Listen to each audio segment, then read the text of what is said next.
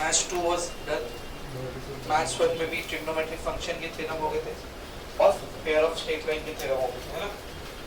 The only we are remaining with theorems of chapter vector chapter के theorem बचे, उसको भी कंप्लीट करके थ्योरम्स को खत्म करें, ठीक है। देखो सब लोग,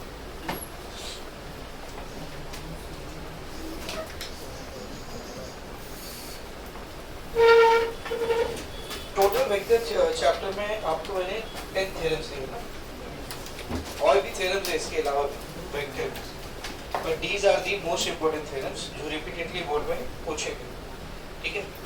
तो सबसे पहले थ्योरम नंबर 1, 2 और 3 को देखते हैं, मिलते जुलते थ्योरम्स है।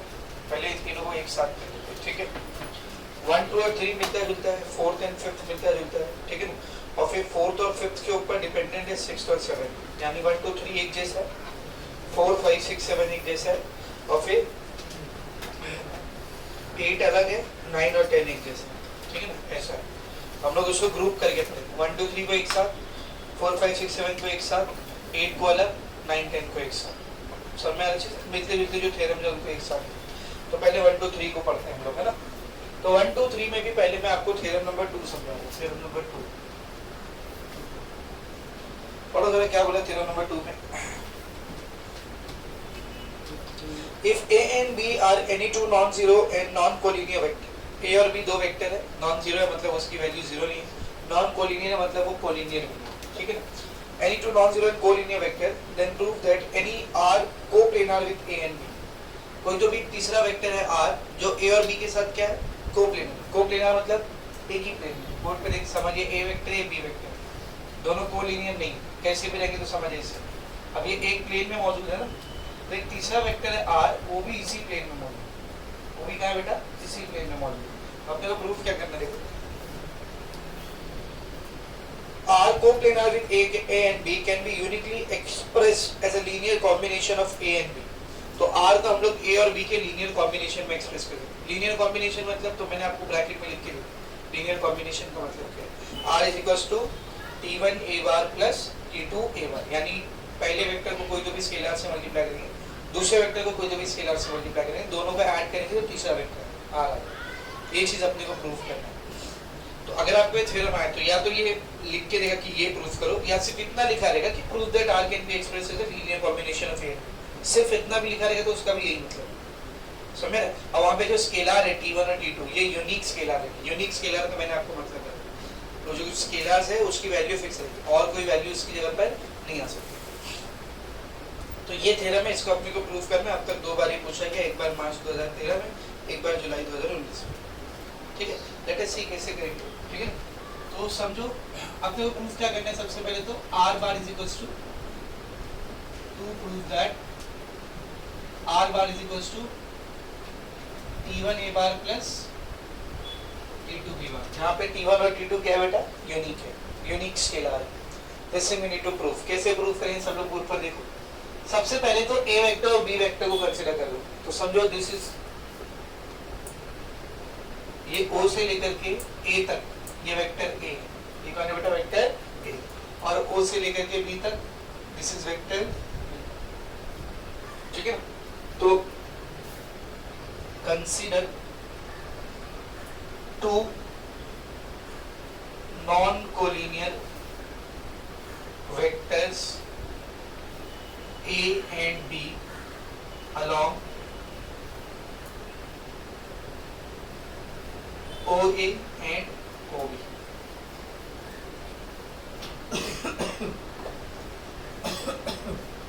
तो दो नॉन कोलिनियर वेक्टर हमने कंसीडर किया है A and B, किसके अलाउंग है, लाइन OA और लाइन OB के along.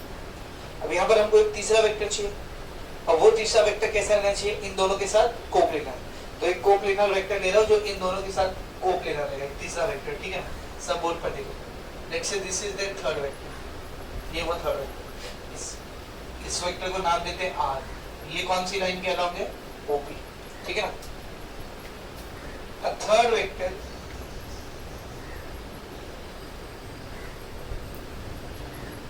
vector R bar along OP is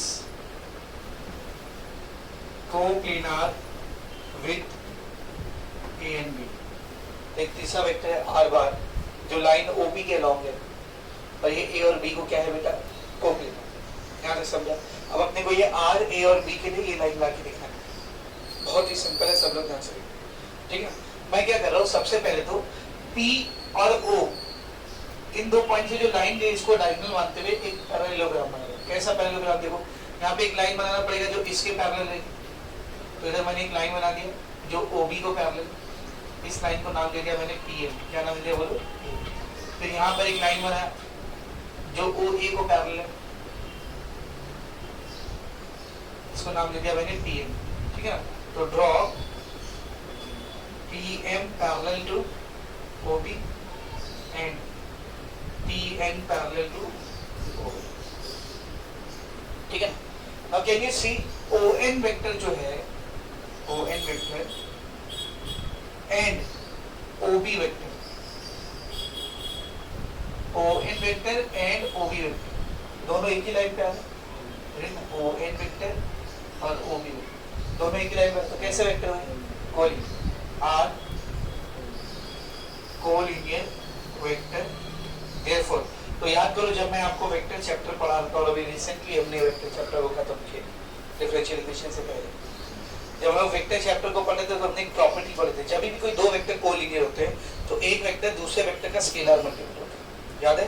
तो यहाँ पर समझो ON वेक्टर जो है वो OB वेक्टर का क्या रहेगा बेटा, स्केलर मल्टीपल। तो यहाँ पे स्केलर ले लिया मैंने T1, जगह स्केलर क्या ले लिया मैंने T1। इसको ऐसा लिख सकता हूं ON vector is equals to T1 को ऐसे ले, तो OB कौन था, O से लेकर B तक कौन था, वो B1। ये ON की वैल्यू आ गई, सही है। ऑल्सो जैसा ON वेक्टर OB वेक्टर को कोलिनियर है, सेम वैसे ही OM वेक्टर किसको कोलिनियर है, OA vector. OM vector and OA vector are collinear. ठीक है, तो फिर से दो वेक्टर कोलिनियर है तो एक को दूसरे का क्या निकालते हैं, स्केलर मल्टीपल। तो मैं क्या लिखूंगा, OM इज इक्वल्स टू अब यहाँ पे कोई दूसरा स्केलर लेना पड़ेगा, तो क्या लिखेंगे हम लोग, T2 into OA। What is OA? OA कौन था, A बार, तो OM क्या हो गया बोलो, OM is equals to T2 into A bar. Correct है? अगर ध्यान से देखना, इन क्वाड्रिलेटरल, कौन सा quadrilateral, ONPM using parallelogram law of vector addition. याद है parallelogram law of vector addition क्या होता है? According to parallelogram law of vector addition जो रिजल्टेंट होता है डायगोनल पे उसकी वैल्यू बराबर होती है दोनों साइड के एडिशन। याद है ना? तो parallelogram law of vector addition के मुताबिक this OP bar must be equal to OM bar, या फिर पहले इसको ले लो ON बार, नहीं इसी को चले OM बार प्लस ON बार।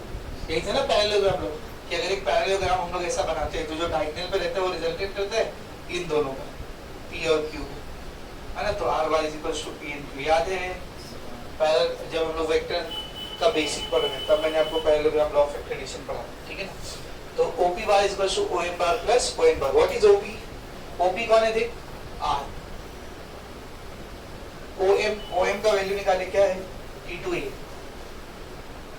काम करो, इसको T2 ले लो, इसको T1 ले लो, चलेगा? इसको भी T2, किसको भी T1 ले लो। तो OM विल बी, बोलो OM क्या लगेगा, T1 A बार, और ON क्या रहेगा बोलो, T2 B। क्या प्रूफ करने आ गया? लेकिन ये भी इनकम्प्लीट है, हमको ये भी प्रूफ करना पड़ेगा कि जो T1 T2 स्केलर हमने लिया है ये यूनिक स्केलर है। कैसे स्केलर है, यूनिक स्केलर। तो ये देखो uniqueness of T1 and T2।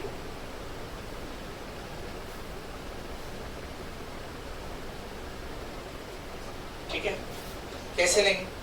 अभी हमने R को क्या कंसीडर किए थे, T1 A bar plus T2 B bar. ऐसा मान लेते कि T1 T2 यूनिक नहीं है, ऐसा मान लेते, T1 T2 क्या है बेटा, यूनिक नहीं। तो T1 T2 की यहाँ पे कोई और स्केलर भी आ सकता है। T1 T2 की यहाँ पे अगर यूनिक नहीं रहेगा तो कुछ भी आ सकता है ना, तो कोई और स्केलर भी आ सकता है। तो हम लोग क्या लिखेंगे, also consider R bar is equals to S1 A bar plus S2 B bar। तो T1 T2 स्केलर थे, मैंने उसके यहाँ पे नए स्केलर मान लिया, कौन सा, S1 S2।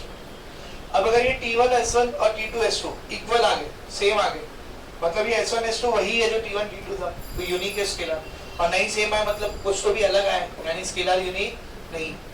तो कैसे हम लोग इसको यूनिक प्रूव करेंगे, देखो इसको बोलते हैं इक्वेशन 1, इसको बोलते हैं equation number 2, subtracting equation 2 from 1, 2 में से 1 को माइनस कर दो, तो R से R माइनस होगा, S1A minus T1A plus S2B minus T2B, क्या है देखो, R माइनस R 0, इन दोनों में से A कॉमन, क्या बचा,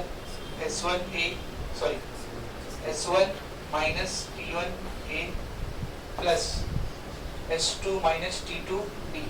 this 0 can be written as 0A bar plus 0B bar, चले एक ही बात, 0A बार प्लस 0B बार कितना है, 0 है। S1 minus T1A bar plus S2 minus T2B बार, दोनों को कंपेयर करो, A का कोएफिशिएंट 0, A का coefficient S1 minus T1, B का कोएफिशिएंट 0, B का कोएफिशिएंट 0, ये T1 उधर गया तो प्लस T1, T2 उधर गया तो प्लस T2, मतलब जो नया स्केलर हमने माने थे S1 S2 वो और कोई नहीं है, T1 T2 ही है। तो हम लोग क्या लिखेंगे, hence uniqueness of T1 and T2 follows, मतलब कि T1 T2 को बेटा यूनिक स्केलर है, हेंस प्रूव करो। तो यहाँ पर पूरा थ्योरम प्रूव करो। इसे वेरी मच क्लियर, थोड़ा सा ज्यादा थ्योरेटिकल है लेकिन उतना मुश्किल, करोगे तो बहुत ही आसान, ठीक है। ये हो गया आपका थ्योरम नंबर 2। अभी देखो थ्योरम नंबर 1, लेकिन थ्योरम नंबर 1 को स्टार्ट करने से पहले, थ्योरम नंबर 1 को स्टार्ट करने से पहले दो चीजें मैं आपको बता दूं। पहली चीज जो अभी हमने प्रूव किया कि अगर एक वेक्टर है और कोई दो वेक्टर है, ये तीसरा वेक्टर इन दोनों के साथ कोप्लेनर है, ये वेक्टर है R, ये है A, ये है B, और ये जो वेक्टर R है वो A और B के साथ कोप्लेनर है। तो हम लोग R को कैसा लिख सकते हैं, T1A बार प्लस T2B बार, ये पहली चीज हमने प्रूव किया। एक चीज और जो मैंने आपको वेक्टर में पढ़ाया था, जो सबसे पहला थ्योरम था, इन दोनों से भी पहला, कि अगर कोई दो वेक्टर है A बार B बार और दोनों कोलिनियर है, दोनों कैसे है, कोलिनियर, तो जब दो वेक्टर कोलिनियर होते हैं तो एक बात तो ये रहती है कि एक वेक्टर दूसरे का स्केलर मल्टीपल लेगा, T1 ले लो या K ले लो या C ले लो। एक बात और रहती है कि इन दोनों का जो लीनियर कॉम्बिनेशन आता है x a bar plus y b बार, वो 0 आता है, याद है। देखिए यहाँ से निकाल सकते हैं आप इसको, a बार को ऐसे रहने दो, प्लस k b बार इधर आएगा तो माइनस k b बार, x की जगह 1 आया है और b की जगह माइनस क्या आया है, क्या हो गया, x a plus y b is equal to 0। तो ये दो चीजें अपने को थ्योरम 1 के प्रूफ में लगी। क्या, जब दो वेक्टर होते हैं और एक तीसरा कोप्लेनर रहता है, तीनों नॉन कोलिनियर है, तीनों में कोई भी एक दूसरे को कोलिनियर नहीं, एक तीसरा वेक्टर दो को क्या है बेटा, दो को क्या बोलो, कोप्लेनर, एक ही प्लेन में पर नॉन कोलिनियर, कोलिनियर नहीं। तो तीसरा वाला वेक्टर दोनों वेक्टर का कॉम्बिनेशन के प्रूफ किया जा सकता है, r bar equal to T1A bar plus T2B bar. और एक जब दो वेक्टर दोनों कोलिनियर तो उनका लीनियर कॉम्बिनेशन कितना आता है, 0 आता है। वेरी मच क्लियर, ठीक है। अब स्टार्ट करते हैं थ्योरम नंबर 1 से। थ्योरम नंबर 1 में हमको क्या प्रूफ करना है,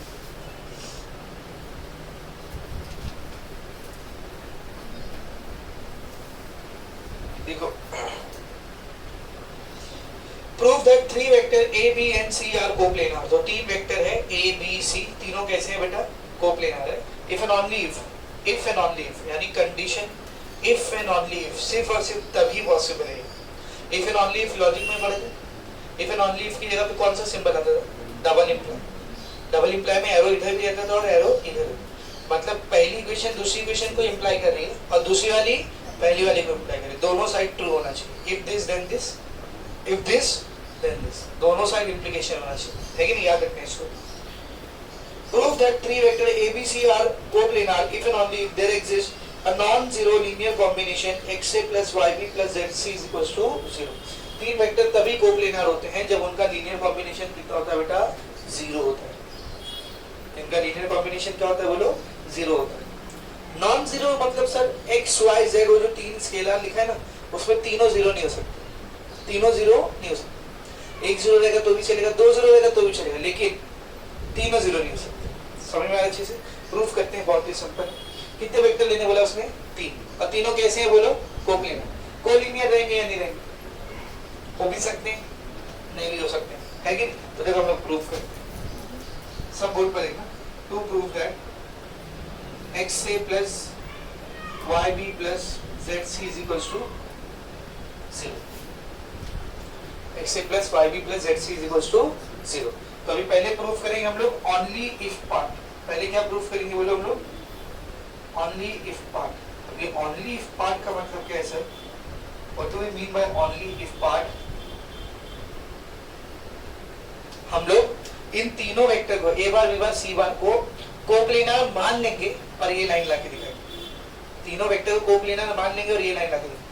और फिर दूसरा करेंगे इफ पार्ट, उसमें उल्टा करेंगे, मतलब ये लाइन लेके चलेंगे और ए बी सी को क्या प्रूफ करेंगे, कोप्लेनर। दोनों प्रूफ करना पड़ेगा, सीधा भी और उल्टा भी। उसने बोला क्या है, प्रूफ करो अगर एबीसी को, अगर वो एबीसी कोप्लेनर है, अगर एबीसी कोप्लेनर है तो ये लीनियर कॉम्बिनेशन जीरो रहेगा। तो हम लोग क्या प्रूफ करेंगे, अगर एबीसी कोप्लेनर है तो पहले इसको जीरो प्रूफ करेंगे और फिर उल्टा भी करेंगे कि अगर ये जीरो है तो एबीसी क्या रहेगा, कोप्लेनर। कैसे करो सब लोग ध्यान से। ओनली एक part, let a bar b bar and c bar are coplanar vector. हमने मान लिया कि तीनों वेक्टर कैसे हैं बेटा, तीनों वेक्टर कैसे हैं बोलो, कोप्लेनर मान ली। तो अब हमको प्रूफ करना है कि अगर ये तीनों कोप्लेनर है तो ये चीज आएगी। अब कैसे प्रूफ करेंगे सर, तो दो केसेस हैं, या तो एबीसी क्या रहेंगे बोलो, कोलिनियर, या तो नॉन कोलिनियर। तो हम लोग क्या मान लेते हैं, केस वन। केस वन, तीन में से कोई दो वेक्टर, तीन में से कोई दो वेक्टर कैसे बेटा, कोलिनियर, ठीक है ना। A and B are collinear, A और बी कैसा है बेटा, कोलिनियर। सी को कोप्लेनर तो है, लेकिन कोलिनियर कौन कौन है, ए और बी। तो अगर दो वेक्टर कोलिनियर होते हैं, अभी मैंने एक थ्योरम पढ़ाया था आपको, अगर दो वेक्टर कोलिनियर होते हैं तो उनका लीनियर कॉम्बिनेशन कितना आता है, जीरो आता है। देयरफॉर एक्स ए bar plus Y B bar कितना आएगा बोल, जीरो। एक्स ए bar plus Y B bar zero. क्या ये लाइन आ गई, आ गई, ऑलमोस्ट आ गई। इसको मैं ऐसा भी तो लिख सकता ना, x A bar plus Y B bar plus zero c bar is equals to zero, लिख सकता हूँ। तो यहाँ पर x की जगह पर x है, y की जगह पर y है, z की जगह पर क्या है, जीरो। मैंने क्या बोला था, तीनों जीरो नहीं हो सकता, तीनों में से कोई एक या दो जीरो हो गया तो चलेगा। तो हम लोग क्या लिखेंगे, that is x A bar plus Y B bar plus z c bar is equals to zero, where x y and z are x comma y comma zero. X और जेड की वैल्यू क्या है, x की value x है, y की value y है और z की वैल्यू क्या है, जीरो। तो हमने एबीसी को कोप्लेनर माने, पहला केस लिए कि वेक्टर क्या है बेटा, कोलिनियर, और उसको लेकर के लाइन लाके दिखाए। अब दूसरा केस लेंगे कि वेक्टर कोलिनियर नहीं, तो हम लोग क्या लिखेंगे, case two, no two vector of A B and c are collinear. दोनों में से कोई भी, तीनों में से कोई भी दो वेक्टर एक दूसरे के साथ कोलिनियर नहीं, लेकिन कोप्लेनर तो तीनों ही ना। तो हम लोग क्या लिखेंगे, देखो, since let's say c vector is coplanar with a and b. भाई कोलिनियर भले से नहीं, पर कोप्लेनर तो तीनों ही। तो अभी हमने देखा एक तीसरा वेक्टर है आर, जो ए और बी को कोप्लेनर है, तो आर की वैल्यू क्या रखते हैं, T1 ए बार प्लस T2 ए बार। तो हम लोग क्या लिखेंगे, देयरफॉर C कोप्लेनर है ए और बी के साथ, तो क्या आएगा, C इज इक्वल्स टू बोलो T1 ए bar plus T2 B bar. बेटा यहाँ पे T1 T2 कौन रहता है, स्केलर, तो उसको T1 T2 लो, K1 K2 लो, XY लो, एक ही बात है ना, है या नहीं बोलो, स्केलर ही तो ले रहा है, कुछ भी ले लो। तो मैंने क्या ले लिया, XY ले लिया, ये वाले थ्योरम से आते हैं। समझ में आ रहा अच्छे से ना। क्या ये लाइन आ चुकी है, क्या ये लाइन आ गई है, आ गई है, ध्यान से। एक्स ए बार को ऐसे लेने दे, वाई बी बार को ऐसे लेने दे, प्लस सी बार उधर गया तो minus C bar is equals to zero. आ गई ना ये लाइन, एक्स की जगह पर एक्स आया, y की जगह पर y है, z की जगह पर -1 है, z की जगह पर क्या है -1, तो हम लोग क्या लिखेंगे, that is x a bar plus y b bar plus z c bar is equals to 0 where x y and z are क्या है बोलो, x, y, -1। तो हमको ओनली इफ पार्ट में क्या प्रूफ करना है कि अगर ABC कोप्लानर है तो ये लीनियर कॉम्बिनेशन एग्जिस्ट करेगा। तो हम लोग क्या लिखेंगे, hence proof A B and C are coplanar only if x a bar plus y b bar plus z c bar is equals to 0।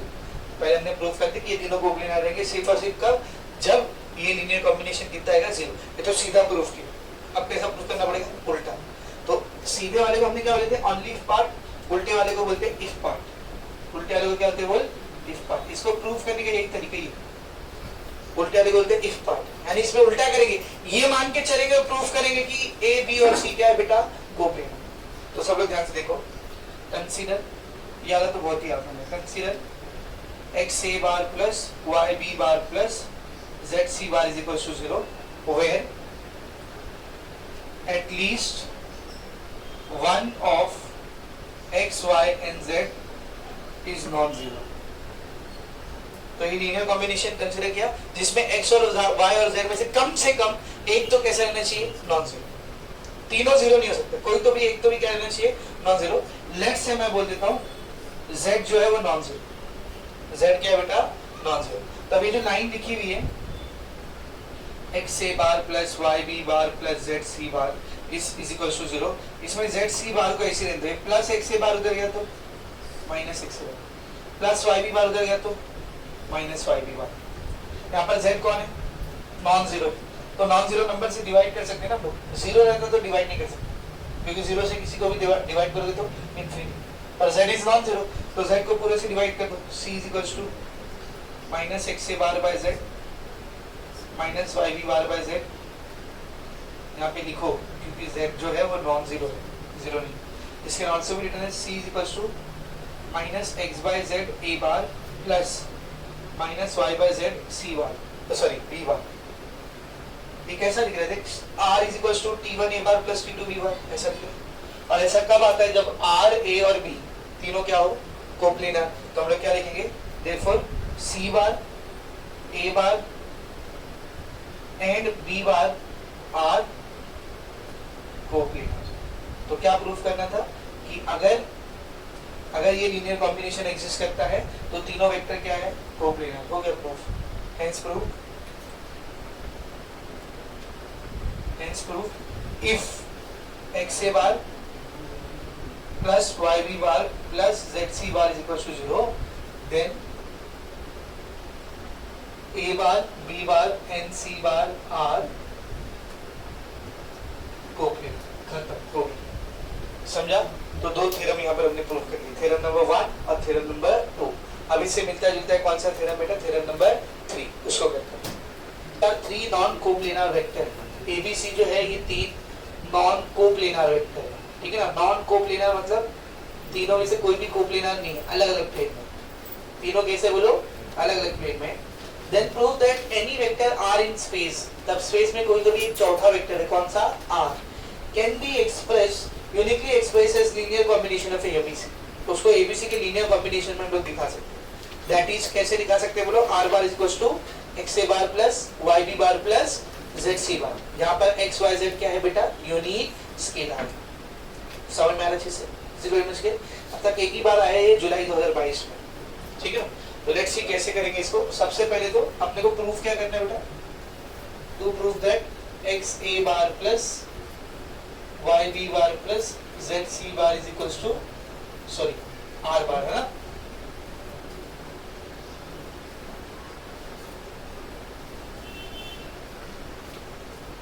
ये प्रूफ करना अपने को। सॉल्यूशन उसने बोला क्या बेटा, a bar b bar c बार ये तीनों नॉन कोप्लानर वेक्टर है, अलग अलग प्लेन में मौजूद है। तो देखो हम लोग इसको कहां पर कंसीडर करें, सब बोर्ड पर लिखो। Let's say this is O, ये O है, O से लेकर के A तक ये जो वेक्टर है O से लेकर के A तक, इसको मैं मान रहा हूँ पहला वेक्टर A बार, इसको मैं क्या मान रहा हूँ बेटा, पहला वेक्टर A बार, ठीक है। O से लेकर के B तक एक वेक्टर मानता हूँ, इसको मैं मानता हूँ दूसरा वेक्टर B बार, O से लेकर C तक C बार। तीनों वेक्टर को देखो एक प्लेन में है क्या तीनों, पहला अगर इस वाले प्लेन में है तो दूसरा इस प्लेन में है तो तीसरा इस प्लेन में, अलग अलग प्लेन में, तीनों अलग अलग प्लेन में है तीन वेक्टर। सब में आ रहा अच्छे से, ठीक है ना। अब हम लोग क्या करेंगे, यहाँ पर एक तीसरा वेक्टर कंसीडर करेंगे, R वेक्टर। कौन सा वेक्टर, R, जो कि कैसा है बोलो, इन तीनों से अलग स्पेस में कहीं तो भी मौजूद है। लाइक समझो ये तीनों ऐसे हैं, ये तीनों ऐसे वेक्टर है, तो जो R वेक्टर है वो ऐसा है, तो ऐसा तीनों से अलग कहीं तो भी मौजूद है, ठीक है ना। तो अब इसको डायग्राम में बनाने से पहले मैं क्या करूँ, देखो ताकि आपके लिए डायग्राम आसान हो, मैं क्या कर रहा हूँ, सब लोग बोर्ड पर ध्यान से देखो। यहाँ पे एक पैरेललोपीपेड बना लो, पहले इधर एक पैरेललोग्राम बनाओ, जो यहाँ पे एक्चुअली एक रेक्टेंगल की तरह बना दिए, ठीक है ना। अब यहाँ पे थोड़ा सा डिस्टेंस लो, एक और पैरेललोग्राम बनाओ,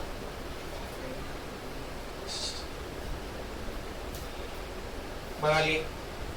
अब इसको ज्वाइन कर दो, कर दिए, ठीक है ना। तो ये जो सामने पॉइंट मिला है, सामने, इसको बोलते हैं P पॉइंट, इसको क्या बोलते हैं बोलो, P पॉइंट। और O से लेकर के P तक का जो वेक्टर है ये आपका समझो R वेक्टर है। ये कौन सा वेक्टर है बोल, R vector. Very much clear, ठीक है ना। इन सारे पॉइंट्स को नाम दो, इसको स्पेशली, इसको, इसको और इसको, इन सबको नाम दो, ठीक है ना। चाहिए तो इसको भी आप दे सकते हो, चलो कोई बात नहीं।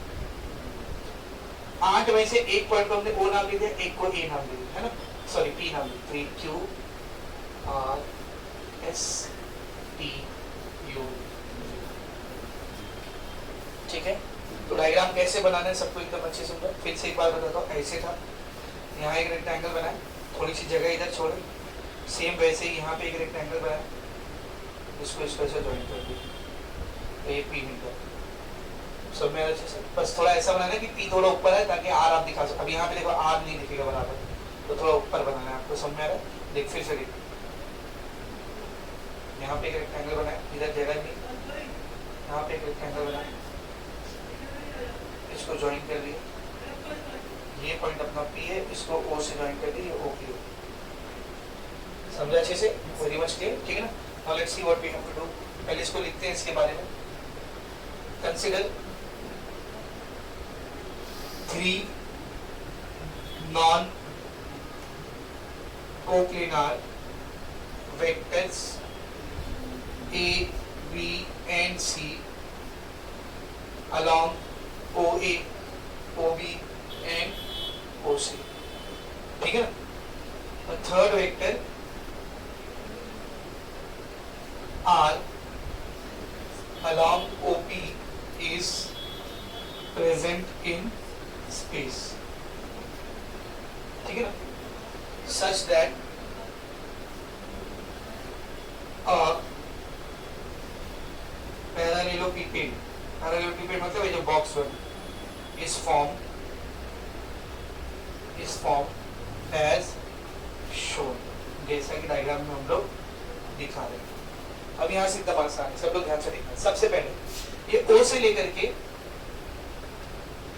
लेकर के V तक का जो वेक्टर रहेगा OV, ये OA को क्या रहेगा वो कोलिनियर, है ना। तो हम लोग क्या लिखेंगे, since OV and OA are collinear, therefore एक वेक्टर दूसरे का क्या रहेगा वो स्केलर मल्टीपल।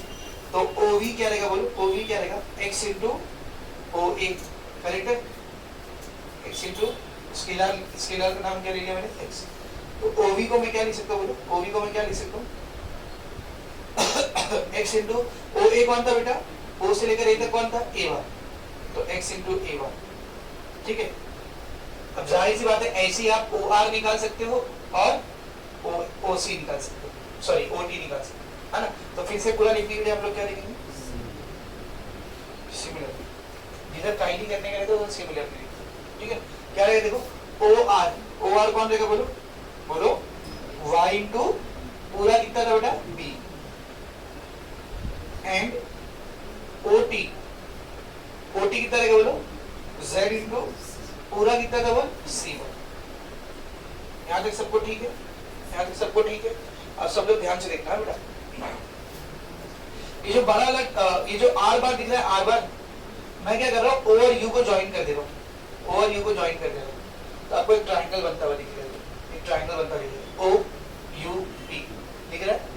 लेट्स से ये जो पूरा रूम है ये तुम्हारा पैरेललोकेटेड है, ठीक है बेटा? ये ओ उधर कोने में ओ, इसके सामने वहां पे कोने पे पी है, तो दोनों को ज्वाइन किए, ये बन गया ओपी। उधर से नीचे जो लाइन गई है वो तुम्हारी ये वाली है, पी यू कोने में, और फिर नीचे वाली लाइन को इस वाले पॉइंट पे सब नीचे जमीन पे ज्वाइन किए, वो तुम्हारा ये वेक्टर कौन सा, ओ यू। इमेजिन कर पा रहे हो? तो एक ट्राइंगल बना है, इसमें ट्राइंगल लॉ ऑफ एक्रेडिशन लगा सकते हैं हम लोग, ठीक है?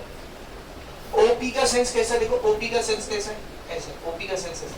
तो ओयू को मैं कैसे ले रहा हूं, ध्यान से देखना, OU is like this and UP is like this, OU UP दोनों सेम सेंस। तो आर कौन से सेंस में, बोल अपोजिट सेंस में। अब लोग क्या लिखेंगे, in triangle O P U using, बोलो triangle law of vector addition. क्या आएगा देख, OP bar is equals to OU bar plus UP bar, correct है? OU bar plus UP bar, यहाँ तक ठीक है। अब नीचे का जो बेस है, बेस उधर नोटिस करो, वहां पे भी एक ट्राइंगल बना है, O से T, T से U, O से U। तो O से T को ऐसे रहते, T से U को इधर, O से T, T से U, दोनों सेम सेंस में और ये अपोजिट सेंस में। तो यहाँ पे भी ट्राइंगल लॉ लगाएंगे तो देख क्या आएगा, OP विल बी, ये जो OU है, OU अपोजिट सेंस में, इसकी वैल्यू क्या रहेगी, OT प्लस TU। तो OU की जगह आ जाएगा OT plus TU plus UP, correct है?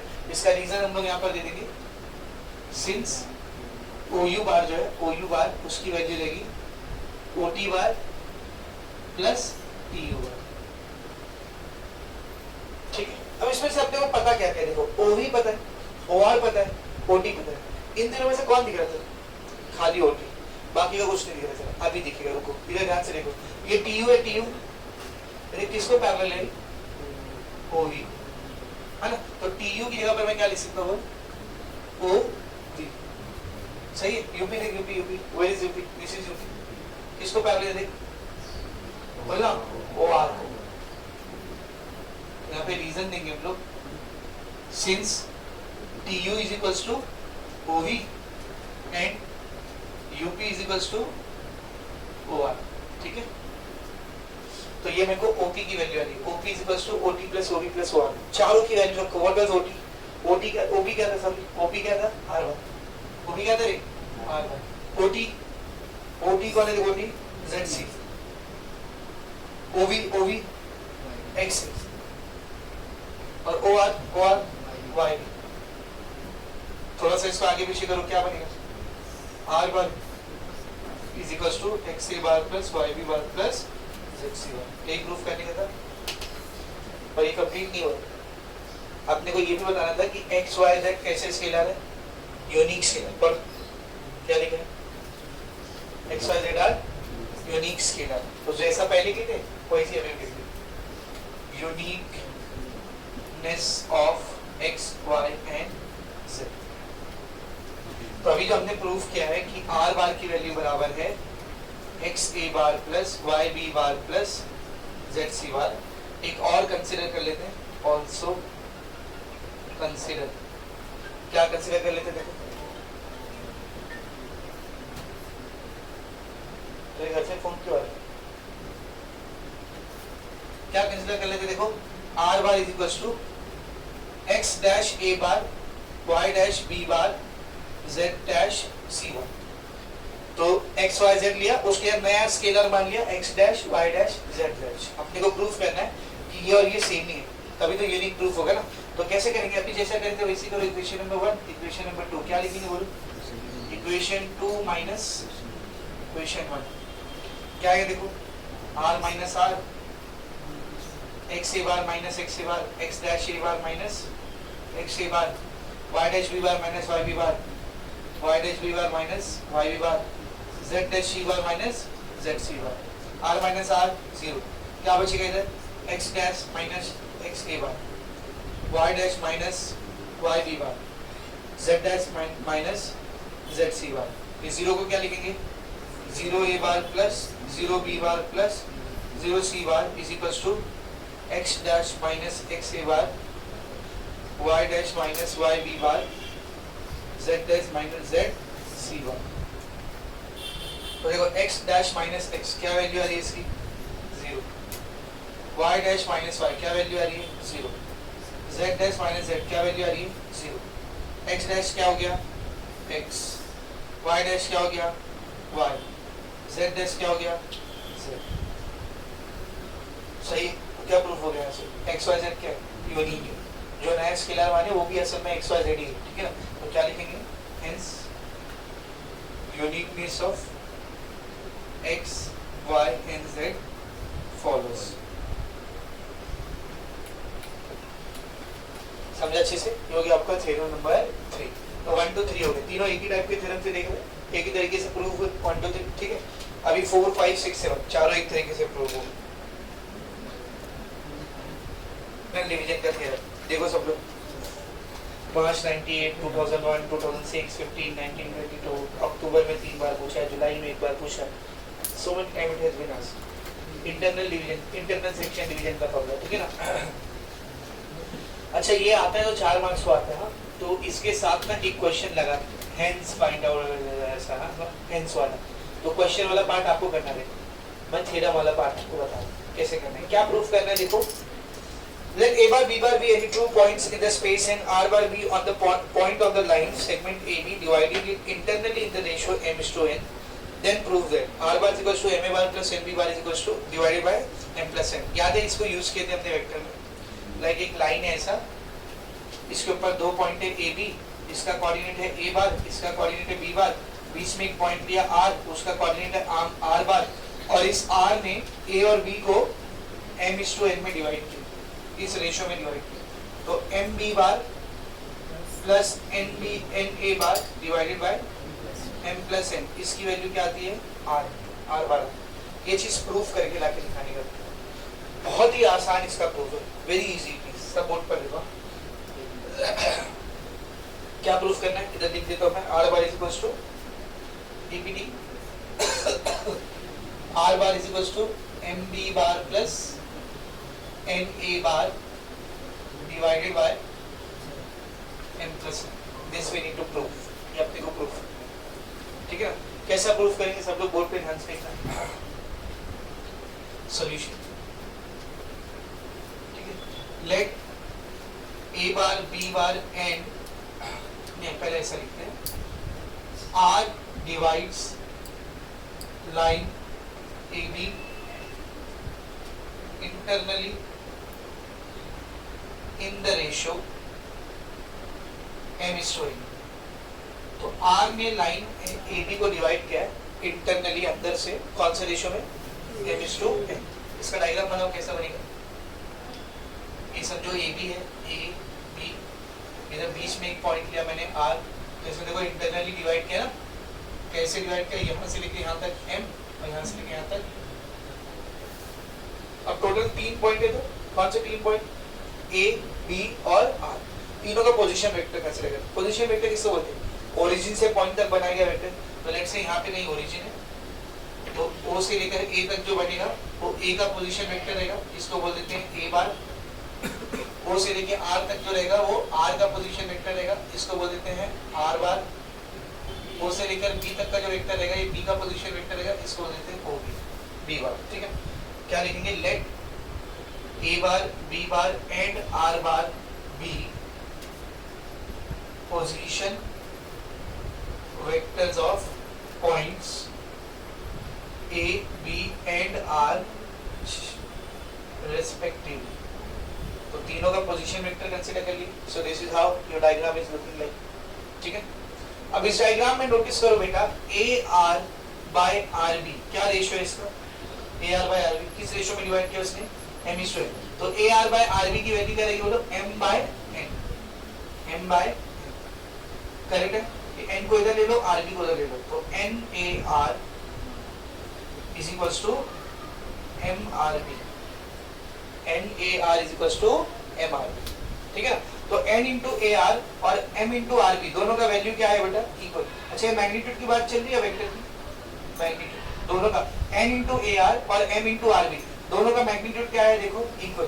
क्या दोनों का डायरेक्शन भी सेम रहेगा, देखो ए आर वेक्टर को बनाओ a r, this is a r vector, r b vector को बनाओ r b, this is r b vector, दोनों का डायरेक्शन क्या है, देखो सेम। ऑल्सो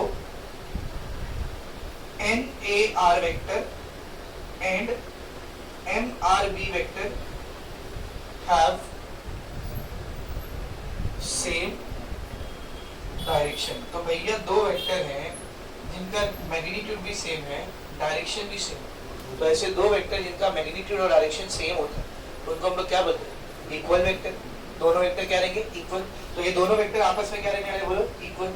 तो MRB इक्वल रहने वाला है किसको, N ए आर को, करेक्ट है। अब याद करो मैंने आपको वेक्टर को in terms of position vector लिखना सिखाया। ये एम ऐसी रहेगा, आर बी को क्या लिख सकते हैं हम लोग, दूसरा पॉइंट कौन सा है इसमें, बी। तो बी का पोजीशन वेक्टर माइनस आर का पोजीशन वेक्टर, एन को ऐसे दो, ए आर को क्या लिख सकते हैं हम लोग, आर का पोजीशन वेक्टर माइनस ए का पोजीशन। अंदर लेके जाए इसको, m into b m b, m into R M r, n into r n are, n into a n A, correct है। एम बी को ऐसे ले दो एम बी, ये माइनस एन आर इधर आएगा तो प्लस एन आर, ये एन आर को ऐसे ले दो, ये माइनस एम आर उधर गया तो प्लस एम आर, तो ये sorry n a, I am sorry. तो एम बी को ऐसे रखा, माइनस एन ए को इधर लिखा है, माइनस एन आर को ऐसे रखा, माइनस एम आर को उधर लिखा। अब बताना क्या बनेगा, m b plus n a, m b plus n a is equal to, बेटा इन दोनों में से क्या कॉमन आ रहा है, आर बार कॉमन, ये लो आर बार कॉमन, तो बचेगा m plus n into r bar. ये m plus n are bar के साथ क्या कर रहे हैं, मल्टीप्लाई, इस साइड आएगा तो डिवाइड, तो आर बार क्या बचा फिर बोल, m d bar plus n e bar divided bye,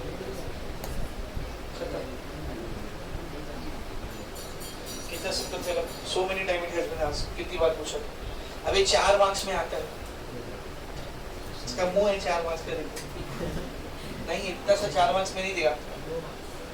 तो इसके साथ आपको एक क्वेश्चन चिपका के देगा, हेंस सो ऐसा ला के दिखाओ, ये प्रूफ करके दिखाओ, या ये सॉल्व करके दिखाओ, समझ में आ रहा अच्छे से।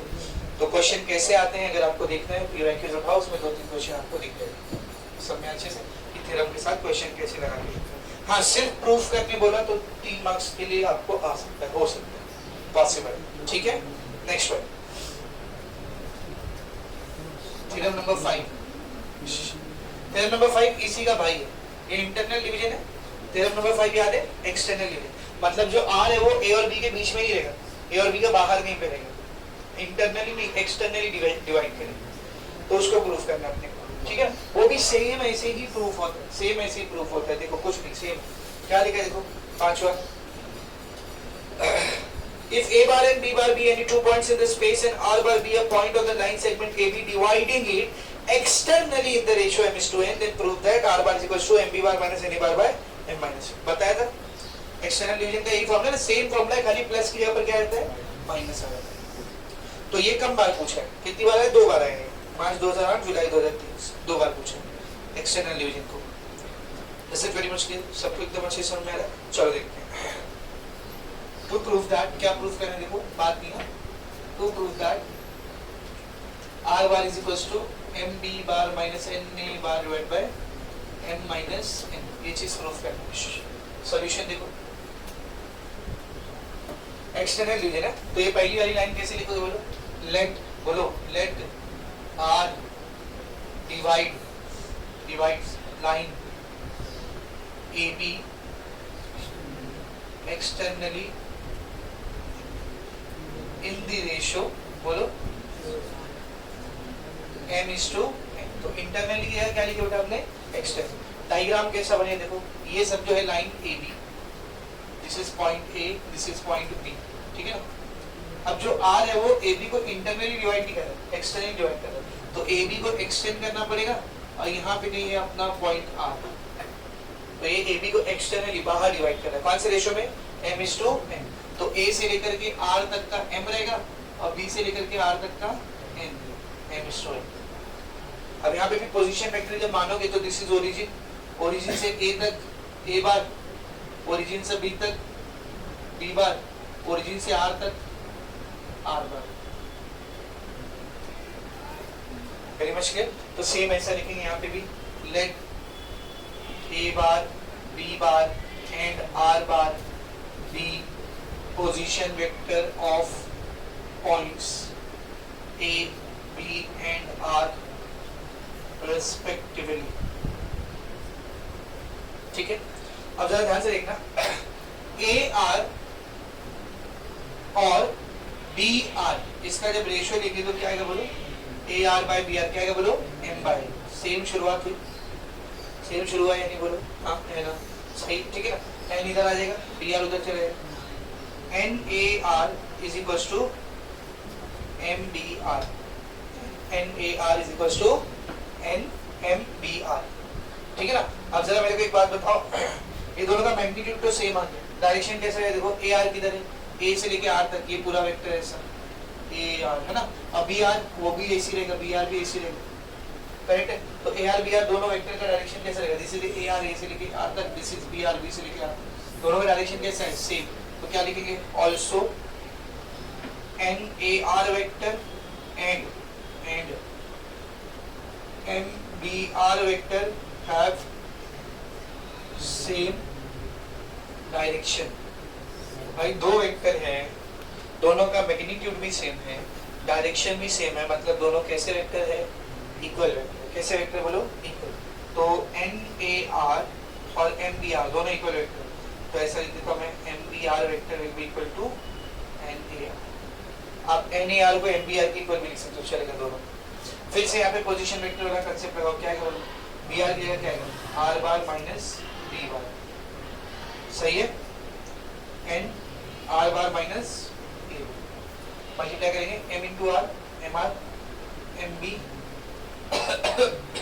N R N A, correct है। एम आर को ऐसे ले दो, एम आर, ये माइनस एन ए इधर आ गया तो प्लस एन ए, सही है। ठीक है ना, इज इक्वल्स टू, नहीं sorry I am sorry, M R को ऐसे ले दो, प्लस एन आर इधर रहेगा तो यहाँ पे आएगा तो माइनस एन आर, तो प्लस एन आर को इधर लिया, माइनस एन आर, उधर बचा कौन, माइनस एन ए, ये माइनस एम पी उधर गया तो प्लस, तो माइनस एम पी उधर चले गया, प्लस एन आर इधर आ गया। इन दोनों में से क्या कॉमन आ रहा है बोलो, आर कॉमन आ रहा है, तो दोनों में से आर को कॉमन ले लेंगे, आर कॉमन आ गया, क्या बचा बोलो, M minus N, M minus N, इधर पे क्या बच गए थे, minus N A plus M B, या ऐसा लिखते इसको, plus M B minus N A, चलेगा ना।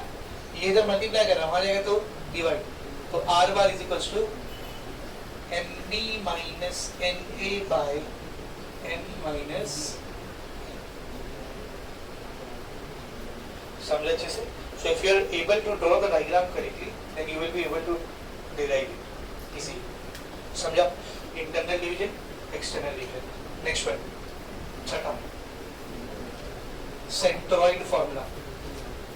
सेंट्रॉइड फॉर्मूला याद है, ये ट्राइंगल है ABC, सेंट्रॉइड किसको बोलते हैं मालूम है क्या, पहले A से एक मीडियन बनाओ, मीडियन समझते हैं ना, मीडियन जो इक्वल पार्ट में डिवाइड करते हैं, फिर B से एक मीडियन बनाओ, फिर C से एक मीडियन बनाओ, तो तीनों मीडियन जहाँ पर एक दूसरे को कट करते हैं, ये वाला, ये पॉइंट क्या कहलाता है, सेंट्रॉइड। तो वेक्टर में हमने सेंट्रॉइड का एक फॉर्मूला बोला था कि सेंट्रॉइड का पोजीशन वेक्टर G बार बराबर होता है A bar B bar plus C bar divide by 3, ये फॉर्मूला लाके समझ में अच्छे से देखो क्या बोला, if A bar B bar and C bar are the vertices of a triangle ABC and G bar is the centroid of the triangle ABC, then prove that G bar is equal to A bar plus B bar plus C bar divided by 3, centroid formula. Till now it has been asked 2 times. Okay, 2 बार पूछा गया, देखते हैं कैसे करना है, बहुत ही आसान है, इसी थ्योरम से हो जाएगा, सेंट्रॉइड फॉर्मूला वही वाले थ्योरम से हो जाएगा, तो कितना आसान है। तो prove that G bar is equal to A bar plus B bar plus C bar divided by 3। तो पहले ट्राइंगल बनाते हैं, बोर्ड पे लिखना, पहले ट्राइंगल बनाते हैं, भैया ये बन गया ट्राइंगल, ये है पॉइंट ए जिसका पोजीशन वेक्टर है ए बार, ये है पॉइंट बी जिसका पोजीशन वेक्टर है बी बार, ये है पॉइंट सी जिसका पोजीशन वेक्टर है सी बार। तीन यहाँ पे मीडियन बनाओ, समझो ए से लेकर यहाँ तक मैंने एक मीडियन बनाया, let's say A D, B से लेकर यहाँ तक मीडियन बनाया बी ई, सी से लेकर के यहाँ तक मीडियन बनाया सी एफ। ठीक है, तो ये जो पॉइंट है कौन है बोल, सेंट्रॉइड, उसका पोजीशन वेक्टर क्या है जी बार। ठीक है, तो हम लोग क्या लिखेंगे, A D A C sorry A D B E and C F are medians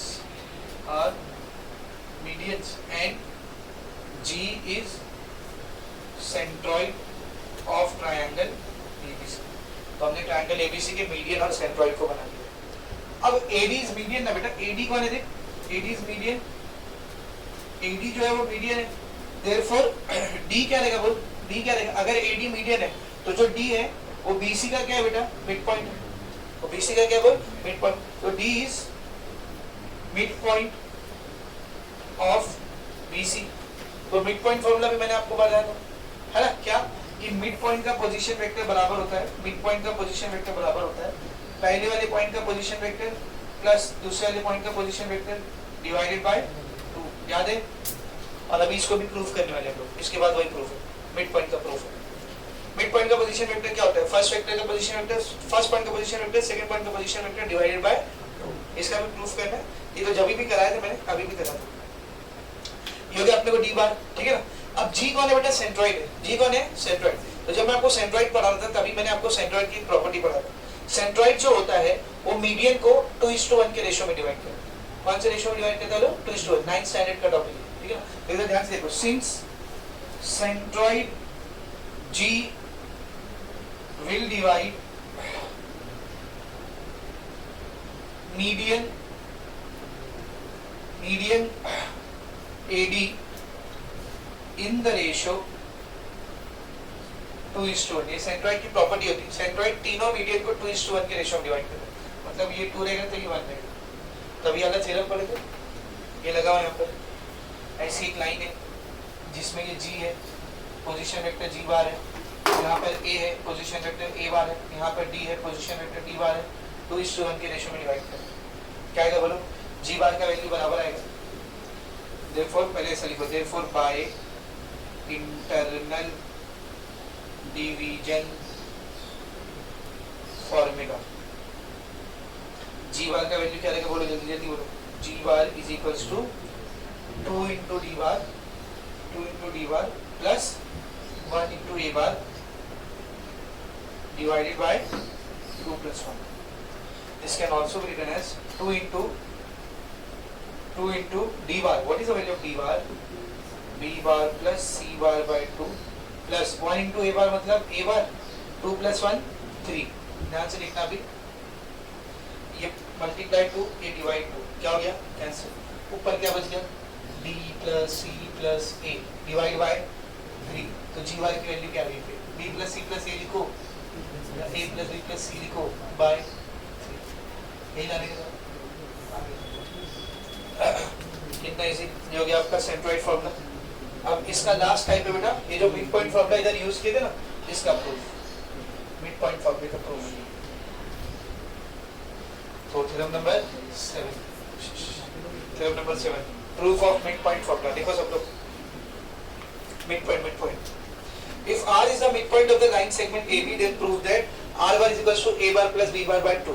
तो R जो है वो AB का midpoint है, तो अपने को प्रूफ करना है R bar की वैल्यू रहती है, to prove that R bar की वैल्यू रहती है A bar plus B bar by 2। ये चीज अपने को प्रूफ करना है, ठीक है ना। सब बोर्ड पर देखना, लाइक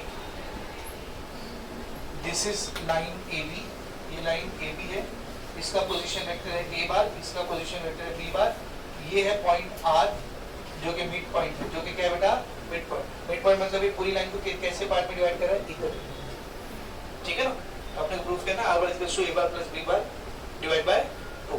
वेरी मच क्लियर, सब बोर्ड पर देखना है।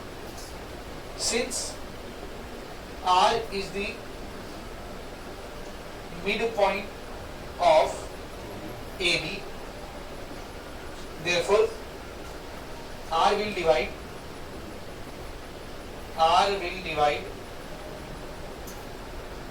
line AB in the two equal parts. R AB का मिड पॉइंट है, तो वो R जो है AB को कैसे डिवाइड पार्ट्स में डिवाइड करेगा, दो इक्वल. तो अगर इसको पार्ट M बोल दूंगा, इसको N बोल दूंगा, तो दोनों कैसा रहना चाहिए, इक्वल. तो therefore M और N दोनों क्या रहेगा, इक्वल. अगर ये 3 सेंटीमीटर रहेगा तो वो भी, ये 5 सेंटीमीटर तो वो भी 5, ये 10 सेंटीमीटर तो वो भी 10. ये जो है ना इक्वल इक्वल पार्ट, तो M और N क्या होना चाहिए बोलो, सेम. तो फिर मुझे बताना M/N कितना है. दो सेम चीजें हैं, उसका रेशियो निकालोगे तो क्या है, 1:1. 5 को 5 से डिवाइड करो 1/1, 10 को 10 से डिवाइड करो 1/1. तो अगर M और N इक्वल है तो उसका रेशियो कितना है, 1:1. तो फिर से इंटरनल डिवीजन का फॉर्मूला लगा दो. तो यहाँ पे अगर M/N 1/1 आ रहा है, मतलब M का वैल्यू भी 1 है और N का वैल्यू भी 1:1 आया ना बेटा, ये भी 1 और ये भी 1. तो by internal division formula, by internal division formula क्या होता है, internal division formula, R bar की वैल्यू होगी M bar into B bar plus N bar into A bar by M plus X. क्या हो जाएगा, ये M है 1, B ऐसी रहने दो, N है 1, A ऐसी रहने दो, divided by M plus N 1 plus 1. क्या हो जाएगा, 1 into B B, 1 into A 1 plus 1 2. क्या आ गया, R bar is equals to A bar plus B bar by 2. समझा, ये चारों थ्योरम मिलते जुलते हैं. इंटरनल डिवीजन सबसे इम्पोर्टेंट, फिर external division, centroid, mid point. Very much clear. Three theorem जाने में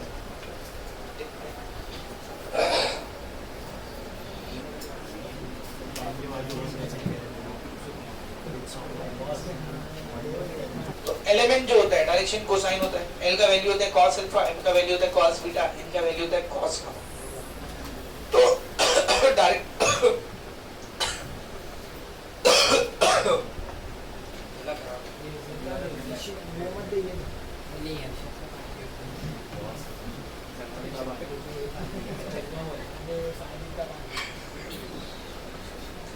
तो हमने डायरेक्शन कोसाइन के बीच में एक रिलेशन पढ़े थे, L² + M² + N². इसकी वैल्यू कितनी आती है, 1. तो ये चीज अपने को प्रूव करनी. उसको अलग अलग तरीके से पूछा है 2 बार. देखो, एक बार मार्च 2017 में, जुलाई 2018 में. If L and R the direction cosines of a line, then prove that L² + M² + N² is equal to 1. तो ऐसा आया था, या एक बार ऐसा आया था. If alpha beta gamma are the direction angles of the line, then prove that cos² alpha + cos² beta + cos² gamma is equal to 1. अच्छा, L कौन होता है, cos alpha, तो L² cos² alpha, M² cos² beta, N² cos² gamma, दोनों एक ही चीज है. हाँ, इसमें एक चीज एक्स्ट्रा ऐड कर दी है उसने, hence deduce, और उसकी मदद से प्रूव करो. क्या प्रूव करो, sin² alpha + sin² beta + sin² gamma is equal to 2. अब ये क्या बात है, डायरेक्शन कोसाइन तो पढ़ा था, डायरेक्शन साइन नहीं पढ़ा था. तो वो डायरेक्शन कोसाइन से डिड्यूस करना, उसी से निकालना इसको. बहुत ही सिंपल है, सब बोर्ड पर लिखो. Solution, first of all we will draw the diagram बनाएंगे. x axis, y axis, z axis. ठीक है, consider line over here. Let's say this is that line, ये लाइन है. ठीक है, तो इस पॉइंट को मैं ओरिजिन बोल देता हूँ, इस पॉइंट को कहीं पर भी नाम लेता हूँ मैं. अब ये b का कुछ ना कुछ कोऑर्डिनेट रहेगा. समझो, इसका कोऑर्डिनेट है x, y, z. Direction cosine किसको बोलते हैं, सॉरी डायरेक्शन एंगल किसको बोलते हैं, लाइन तीनों एक्सिस के साथ जो एंगल बनाती है उसको डायरेक्शन एंगल बोलते हैं. तो ये लाइन x एक्सिस के साथ जो एंगल बनाएगी वो अल्फा, ये लाइन y एक्सिस के साथ जो एंगल बनाएगी वो बीटा. तो y एक्सिस के साथ लाइन का जो एंगल बन रहा है वो बीटा, और z एक्सिस के साथ जो एंगल बन रहा है वो गामा. अल्फा बीटा गामा होगा. ठीक है, तो consider a line L along OP making direction angles alpha, beta and gamma with coordinate axis. तो एक लाइन है जो x y z एक्सिस के साथ कौन सा डायरेक्शन एंगल बना रही है, अल्फा बीटा गामा. तो इसका डायरेक्शन कोसाइंस क्या है, देखो. Therefore direction cosines of line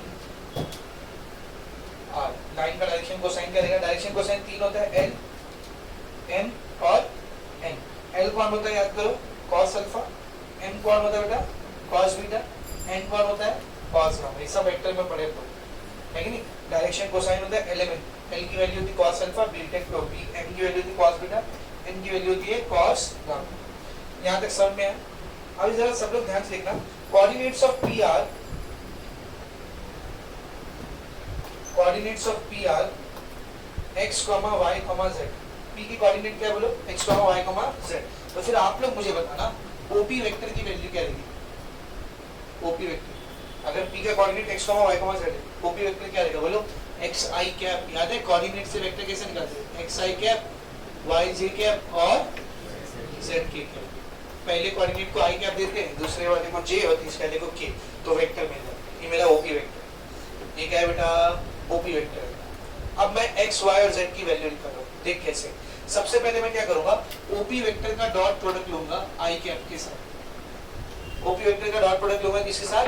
i cap के साथ। सब लोग ध्यान से देखना, OP वेक्टर की जगह उसकी वैल्यू रख xi cap plus yj cap plus zk cap dot i cap. i cap अंदर जाएगा, तीनों से मल्टीप्लाई करेगा, क्या हो जाएगा? xi dot i, yj dot i, zk dot i। ठीक है बेटा? x ऐसी रहेगा, i डॉट i की वैल्यू क्या होती है? 1। y ऐसी रहेगा, j डॉट i 0, परपेंडिकुलर होते हैं ना दोनों। z ऐसी रहेगा, k dot i 0, z into 0 0, y into 0 0, x into 1 x। तो OP vector dot i cap क्या आ गया बेटा? x आ गया। Equation number 1। OP vector dot i cap क्या आ गया बोलो? x। अब क्या करते हैं? OP vector dot i cap की वापस से वैल्यू निकाल। p डॉट q का क्या वैल्यू रहता है? p डॉट q का क्या वैल्यू रहता है? p का मैग्नीट्यूड, q का magnitude, cos of angle between p and q। तो बता OP vector dot i vector क्या रहेगा? OP वेक्टर का मैग्नीट्यूड, सही है, i वेक्टर का मैग्नीट्यूड और फिर दोनों के बीच के एंगल का cos। तो OP किधर है? This is OP। i किधर रहता है? i किधर रहता है? x एक्सिस पे।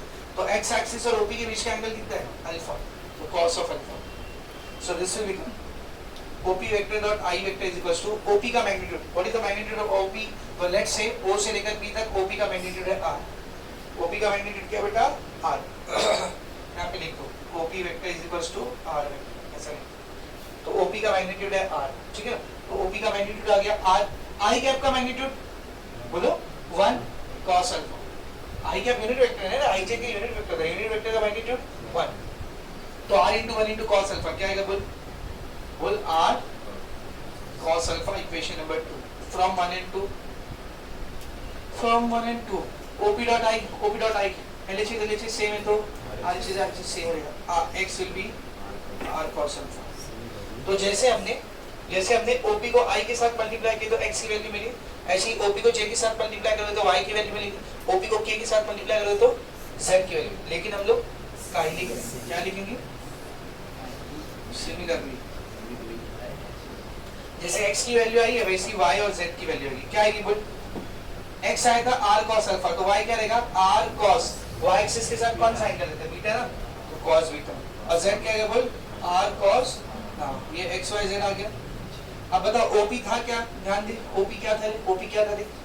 एक्स आई कैप प्लस वाई जे कैप प्लस जेड की कैप। करेक्ट है? तो ये क्या बन जाए देखो, OP will be now x की जगह पर आएगा sir r cos alpha I cap, r cos beta J cap, r cos gamma K cap. तो x y z की जगह पर उसकी वैल्यू रहती है, ये वापस से मेरे को OP का नया वैल्यू मिलता है। अब क्या करना है, बहुत ध्यान से देखना। अब क्या करना है बेटा, OP वेक्टर का डॉट प्रोडक्ट लेना है OP वेक्टर के साथ। OP वेक्टर का डॉट प्रोडक्ट लेना है OP वेक्टर के साथ। तो जब दो सेम वेक्टर का डॉट प्रोडक्ट निकाला जाता है तो वेक्टर में हमने एक प्रॉपर्टी पढ़ी थी, जब दो सेम वेक्टर का डॉट प्रोडक्ट निकाला जाता है a बार डॉट a बार, तो उसकी वैल्यू आती है a का मैग्नीट्यूड का स्क्वायर। याद है? a के मैग्नीट्यूड का स्क्वायर, ये प्रॉपर्टी पढ़ा था मैंने। क्यों ऐसी आती है भाई? a बार डॉट a बार क्या आएगा? a का मैग्नीट्यूड दोनों के बीच के थीटा का cos। भाई दोनों सेम ही वेक्टर है तो थीटा कितना रहेगा? 0। यहाँ 0 आएगा, cos 0 की वैल्यू 1। तो a bar dot a bar magnitude of a bar into magnitude of a bar, magnitude का स्क्वायर। तो कोई भी दो सेम वेक्टर का डॉट प्रोडक्ट लेते तो आंसर क्या आता है? मैग्नीट्यूड का स्क्वायर। तो OP डॉट OP का आंसर क्या आएगा बोल? ओपी के मैग्नीट्यूड का स्क्वायर, ओपी के मैग्नीट्यूड का स्क्वायर। तो ओपी डॉट ओपी, ओपी है उसकी वैल्यू रखो 1 प्लस ओपी, ये आया था ना ओपी, तो ओपी की रख दो ये R cos alpha I cap plus R cos beta J cap, ये वेक्टर है मैग्नीट्यूड नहीं जो स्क्वायर लगा है, plus R cos gamma K cap, ये पहले वाले ओपी की वैल्यू होगी, डॉट दूसरा वाला ओपी भी सेम रहेगा, और cos alpha I cap R cos beta J cap R cos gamma K cap is equals to OP के मैग्नीट्यूड का स्क्वायर। ओपी का मैग्नीट्यूड क्या है? ओ से लेकर पी तक का मैग्नीट्यूड क्या है? आर। तो ओपी के मैग्नीट्यूड का स्क्वायर क्या है बोल? R square. अब दो वेक्टर का डॉट प्रोडक्ट कैसे निकालते मैंने आपको सिखाया था। दो वेक्टर का डॉट प्रोडक्ट कैसे निकालते? आई आई वाला मल्टीप्लाई, जे जे वाला मल्टीप्लाई, के वाला मल्टीप्लाई करो। इसके साथ आई में आर कॉस अल्फा, इसके साथ आई में आर कॉस अल्फा, क्या हो जाएगा? R cos alpha into R cos alpha, सही है, plus R cos beta into बोलो R cos beta J J वाला ना, फिर के वाला R cos gamma into R cos gamma is equals to R square, R into R square, cos alpha cos alpha cos square alpha, R square cos square beta, R square cos square gamma is equals to R square. तीनों में से are square common, क्या बच गया? Cos square alpha plus cos square beta plus cos square gamma is equals to R square. R square cancel, क्या गया बोल? cos square alpha plus cos square beta plus cos square gamma is equals to 1। पहली चीज आ गई। Second, cos alpha कौन लेता है? L, cos beta कौन लेता है? M, cos gamma कौन लेता है? N।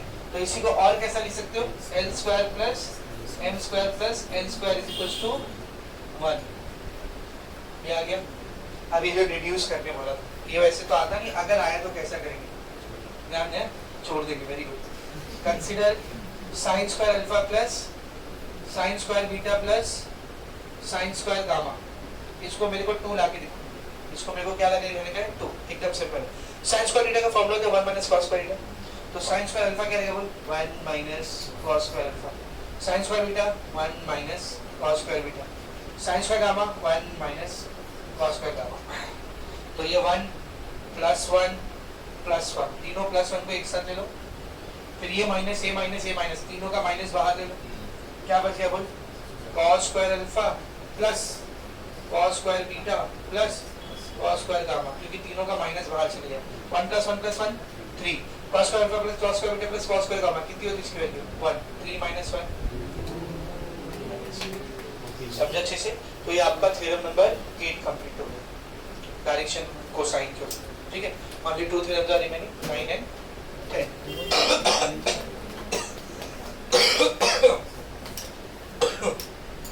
लास्ट 2 थ्योरम जो है वो बॉक्स प्रोडक्ट के ऊपर है। याद करो बॉक्स प्रोडक्ट में हमने एक प्रॉपर्टी पढ़ी थी,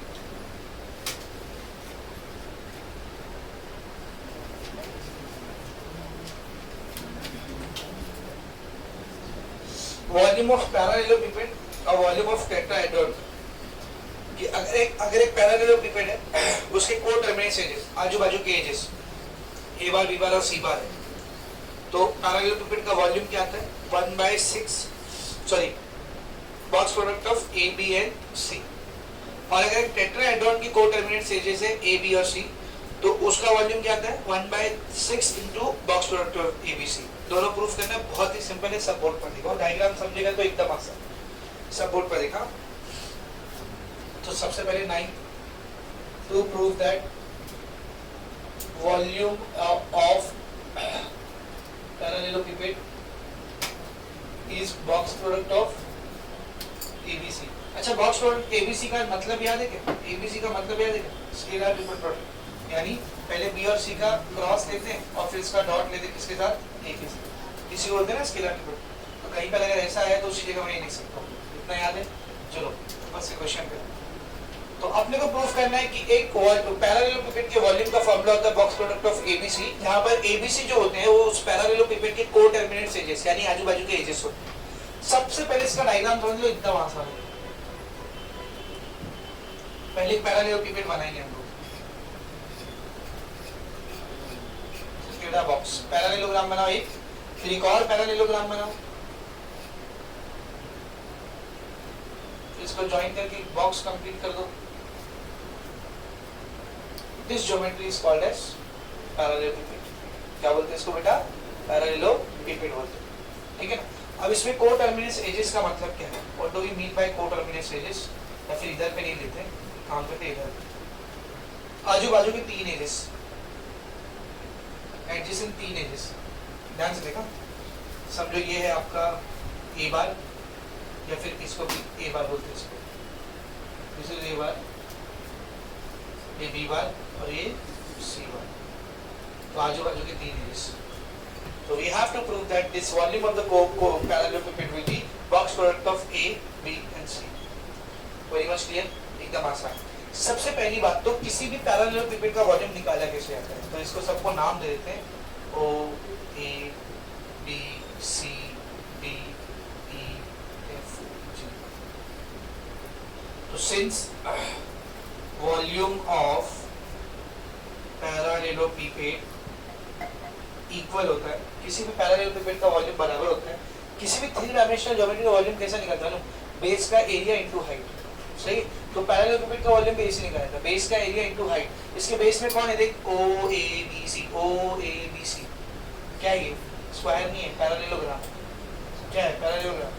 ठीक है ना. तो area of parallelogram O A B C into height लेनी पड़ेगी. हाइट. अब इस पैरेललोग्राम की हाइट क्या रहेगी? Don't tell me. ओ जी रहेगी. सत्य हाइट नहीं होता है. हाइट हमेशा कैसा होता है? परपेंडिकुलर. तो to find out height, what we will do, height find करने के लिए हम लोग क्या करेंगे? जी से इसके बेस के ऊपर एक परपेंडिकुलर को ड्रॉप करेंगे. Will drop a perpendicular of the base. So this is height. तो लेट्स से इस पॉइंट को मैं नाम लेता हूं P. तो height GP. Height GP. This is the formula for volume of parallelepiped. Equation number 1. ये दो चीज निकालते हैं, पुट कर देते हैं, आंसर आ जाएगा. पहले बात करते हैं एरिया ऑफ पैरेललोग्राम की. एरिया ऑफ पैरेललोग्राम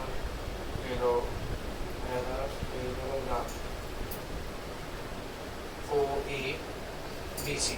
तो बेटा जब मैंने आपको क्रॉस प्रोडक्ट पढ़ाया था ना, तब मैंने आपको बताया था कि अगर अपने पास एक पैरेललोग्राम है, इसके आजू बाजू की साइड है P और Q वेक्टर है, P और Q वेक्टर है. तो इस पैरेललोग्राम का जो एरिया होता है वो P क्रॉस Q के मैग्नीट्यूड के बराबर होता है. याद है? ये हमने क्रॉस प्रोडक्ट की प्रॉपर्टी में पढ़ा था. किसी भी पैरेललोग्राम का एरिया होता है उसके आजू बाजू की साइड के क्रॉस प्रोडक्ट का मैग्नीट्यूड.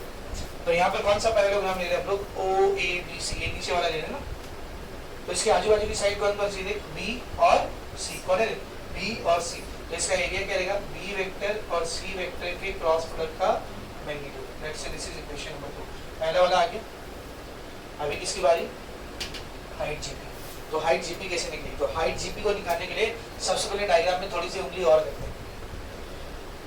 एक वेक्टर है B, एक वेक्टर है C. तो जब B क्रॉस C करते हैं तो इसका क्रॉस प्रोडक्ट का डायरेक्शन कैसा रहता है? क्रॉस प्रोडक्ट के वेक्टर का डायरेक्शन कैसा आता है? Right hand thumb rule, perpendicular दोनों को. याद है? तो अगर ये B है ये C है, तो जब दोनों का क्रॉस प्रोडक्ट करोगे तो परपेंडिकुलर आएगा ऐसा. तो B क्रॉस C कैसा आने वाला है? दोनों को परपेंडिकुलर, ऐसा सीधा सीधा.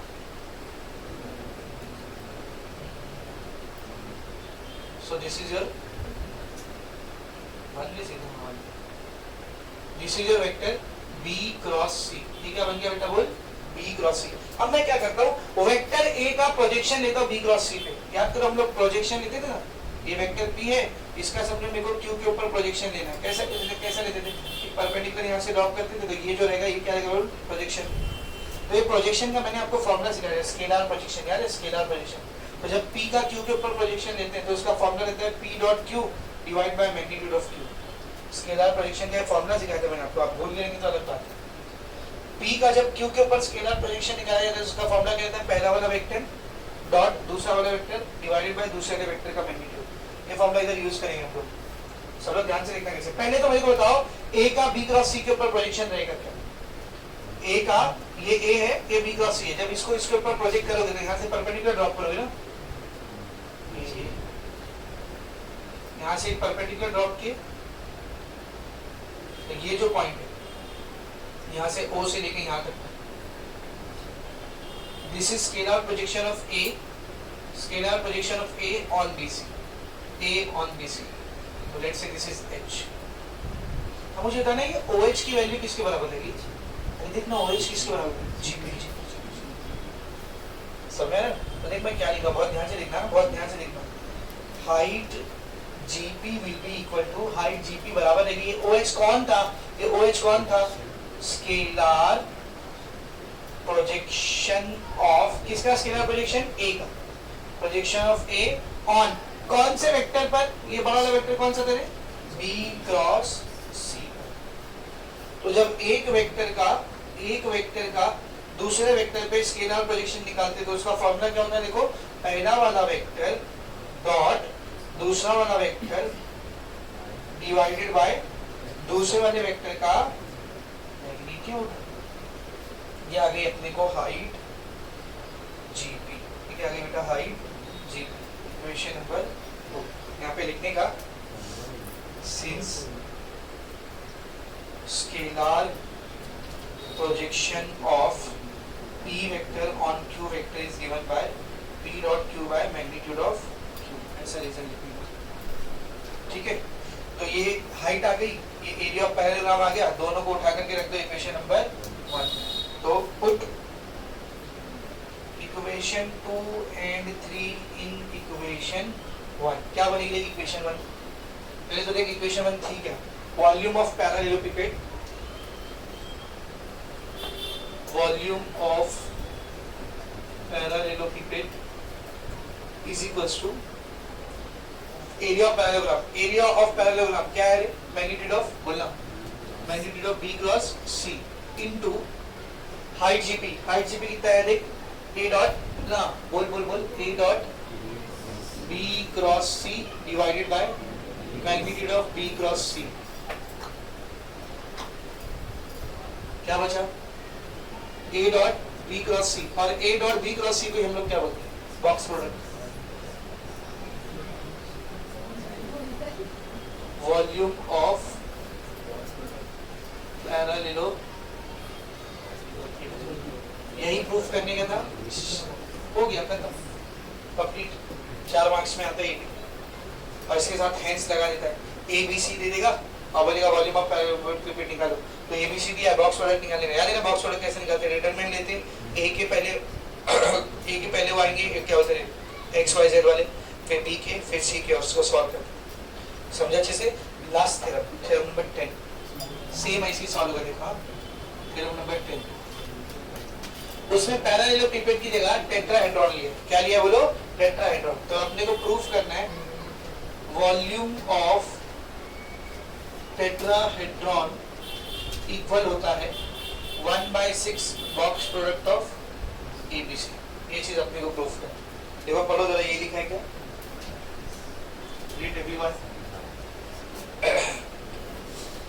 Show that volume of proof that volume of a tetrahedron with coterminous. अच्छा, ये जो अभी पैरेललोपिपेड की है ना, देख जरा कितनी सारी बार पूछे रहे हो. So many time it has been asked. हां, और टेट्राहेड्रॉन वाला अभी रिसेंटली एक बार पूछा था, लास्ट ईयर मार्च 2023 में. क्या बोले देखो, proof that the volume of a tetrahedron with coterminous edges ABC is equal given by 1/6 ABC box product of ABC. ये चीज प्रूफ करना है, एकदम सिंपल. इसमें भी मेन चीज है डायग्राम बना लेके खत्म. इसमें भी मेन चीज डायग्राम थी, इसमें भी मेन चीज डायग्राम बना लेके खत्म है. सबसे पहले एक टेट्राहेड्रॉन बनाओ, A B C, इसको O A B C.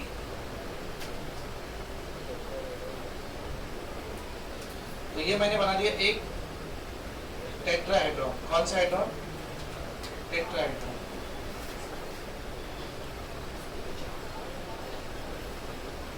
ठीक है, अब इसमें को टर्मिनस एजेस, आजू बाजू के एजेस है कौन? ए बी और सी. इधर देखा, ए ले लिया पहला वाला वेक्टर ए बार, ए दूसरा वाला वेक्टर बी बार, ये तीसरा वाला vector C bar.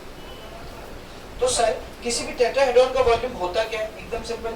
Volume of tetrahedron होता है, वॉल्यूम ऑफ टेट्राहेड्रॉन होता है 1/3. ये याद रखना आपको, 1/3 बेस पे जो ट्राइंगल है उसका एरिया, 1/3 एरिया ऑफ ट्राइंगल. कौन सा ट्राइंगल है? Area of triangle. कौन सा ट्राइंगल? OCB. या OBC ज्यादा अच्छा बनेगा। तो 1/3 area of triangle OBC into height of tetrahedron, क्या रे, इनटू हाइट ऑफ टेट्राहेड्रॉन। अब इधर इस टेट्राहेड्रॉन की हाइट रहेगी क्या बता, डोंट टेल मी AC रहेगी, एक परपेंडिकुलर ड्रॉप करना पड़ेगा। तो आपको हाइट ऑफ टेट्राहेड्रॉन मिलेगा, A से बेस के ट्राइंगल के ऊपर हम लोग एक परपेंडिकुलर ड्रॉप करेंगे, इसको नाम देते हैं लेट्स से D, तो हाइट AD, हाइट AD। तो this is the formula, equation number 1। देख रहे हो जैसा इसको कर रहे थे, अब पहले ये निकालो फिर ये निकालो, इसमें पुट करके सॉल्व करना आंसर आएगा। पहले निकालते हैं एरिया ऑफ ट्रायंगल। तो एरिया ऑफ ट्रायंगल कैसे निकालेगा, area of triangle OBC is equals to, देख एरिया ऑफ पैरेललोग्राम क्या था, B क्रॉस C का मैग्नीट्यूड। बेटा एक पैरेललोग्राम में दो ट्रायंगल बनते हैं, है ना, तो एरिया ऑफ पैरेललोग्राम का जो फॉर्मूला होता है ना, एरिया ऑफ ट्रायंगल का फॉर्मूला उसका आधा होता है, हाफ। नहीं समझा, एक पैरेललोग्राम में कितना ट्रायंगल बनता है, दो, तो आधा ट्रायंगल का एरिया दोनों को ऐड करोगे पूरा आपका पैरेललोग्राम का एरिया बन जाएगा। तो एरिया ऑफ ट्रायंगल क्या रहता है, पैरेललोग्राम का एरिया का आधा, तो पैरेललोग्राम का एरिया B क्रॉस C उसका आधा 1/2, इक्वेशन नंबर 2। पहला आ गया, दूसरा पहला वाला आ गया। अब दूसरा निकालते हाइट AD। तो हाइट AD कैसे निकालेंगे, वही सेम स्केलर प्रोजेक्शन का कांसेप्ट यूज करेंगे। ये B है, ये C है, दोनों का क्रॉस प्रोडक्ट कैसा आएगा, परपेंडिकुलर। तो B क्रॉस C कैसा आएगा, देख परपेंडिकुलर से सीधा, this is B cross C। अब क्या करो, A वेक्टर का B क्रॉस C पर प्रोजेक्शन ले लो। कैसा लेंगे प्रोजेक्शन, सर यहाँ से एक परपेंडिकुलर ड्रॉप होगा, यहाँ से एक परपेंडिकुलर ड्रॉप होगा, लेट्स से ये जो पॉइंट है ये E है, तो जो OE दिख रहा है OE, ये स्केलर प्रोजेक्शन है किसका, A का। Tell me this OE will be equal to AD। OE किसके बराबर है, बोल AD। तो क्या लिखेंगे हम लोग, हाइट, सेम काम चल रहा है देख रहे हो कुछ, height AD is equals to scalar projection of, scalar projection of किसका, स्केलर प्रोजेक्शन A का, किसके ऊपर B क्रॉस C के ऊपर, scalar projection of A on B cross C। तो हाइट वाला फंडा दोनों में सेम है, हाइट स्केलर प्रोजेक्शन, हाइट वाला फंडा दोनों में सेम। और अभी स्केलर प्रोजेक्शन का मैंने आपको फॉर्मूला पढ़ाया, क्या फॉर्मूला था याद करो, क्या फॉर्मूला था, scalar projection of vector P on Q। कैसे निकालते हैं, पहला वेक्टर डॉट दूसरा वेक्टर डिवाइडेड बाय दूसरे वेक्टर का मैग्नीट्यूड। तो A का B क्रॉस C के ऊपर स्केलर प्रोजेक्शन कैसा निकालोगे बताओ, पहला वेक्टर A डॉट दूसरा vector B cross C divided bye दूसरे का मैग्नीट्यूड B क्रॉस C का मैग्नीट्यूड। ये मेरे को क्या मिल गया, हाइट, बोलना height AD। This is equation number 3। अब क्या करेंगे, बोलो, put equation 3 and 2 in equation 1। तो देख इक्वेशन 1 क्या बनेगा, फिर इक्वेशन 1 क्या बनेगा, volume of tetrahedron, volume of tetrahedron is equals to 1/3 into area of triangle OBC। Area of triangle OBC क्या आया था, half magnitude of B cross C into height AD। Height AD क्या है रे, A dot B cross C divided by magnitude of B cross C। Cancel, 1 1 जा 3 2 जा, A dot B cross C। बेटा A dot B cross C किसकी value होती है, box product की। आ गया, नहीं आया,